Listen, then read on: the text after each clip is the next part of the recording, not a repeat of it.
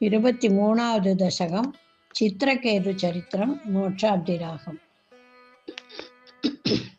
प्राचेतसस्तु भगवन्नपरो हि दक्षः त्वत्सेवनं व्यदित सर्गविवृत्तिकामः आविर्बभूवित तथा लसदक्षदष्टबाहु तस्मै वरं ददिच ताञ्च वसुमसिग्निं तस्यात्मजात्वमीश पुनः सहस्रं श्रीनारदस्य वचसा तव मार्गमापुः नैकत्र वासं ऋषये समुमोच चापं भक्तो तमस्तु ऋषीन् अनुग्रहमेव मेने षष्ट्या ततो दुगिरुद्भिः सृजता कुलौकान् दौहित्रसूनुरत तस्य स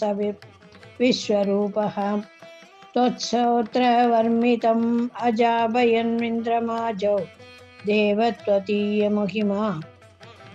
खलु सर्वजैत्रैः प्राग्धौरसेन विषये किल चित्रकेतु पुत्राग्रहे नृपतिरङ्गिरसप्रभावात् लप्तैकपुत्रमद तत्र हते सपन्ति शङ्कैरः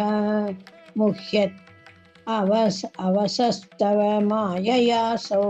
तं नारदस्तु समकिङ्करसादयालु सम्प्राप्य तावदुपदर्शय सुदस्य जीवं कस्यास्मि पुत्र इति तस्य किरा विमोहं त्यक्त्वा तदर्शनविदौ नृपतिं निकुन्त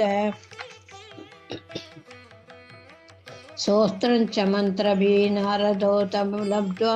दोषाय शेषवपुषः ननु ते तपस्यन् विद्याधराधिपतितां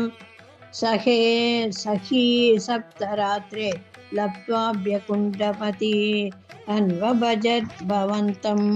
तस्मै मृणालधवलेन सहस्रशीर्ष्णा रूपेण बद्धनुति सिद्धगणावृतेन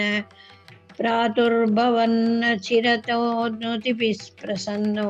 तत्त्वात्मतत्त्वम् अनुगृह्य धिरोदतान् त्वद्भक्तमौलिरतं सोऽपि च लक्षं वर्ष्णानि हर्षलमना भुवनेषु कामं शङ्काभयन् गुणगणं तव सुन्दरीभिः शङ्कातिरेकहरिरहितो ललितं चचार अद्यन्तशङ्कविललाय भवत्प्रणुन्नो नूनं सरोभ्य गिरिमाभ्यमहत्समाजे निस्सङ्गमङ्गकृत वल्लभं मङ्गजारीं तं शङ्करं परिहसन्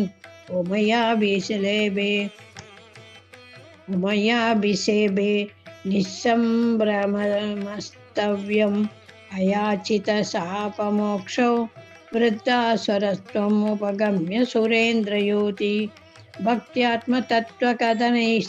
समरे विचित्रं मन्त्रे शत्रोरपि प्रममावास्य कतः पतं ते त्वत्सेवनेन दिदिरिन्द्र वतोत्यतापि तान् प्रत्युतेन्द्र सुहृदो मरुतोऽपि लेभे तुष्टाशयेऽपि सुभदैव भवन्निषेव तत्तादृशस्त्वम् अवमां भवनालये सर्वत्र गोविन्दनाम संकीर्तनं गोविन्द गोविन्द।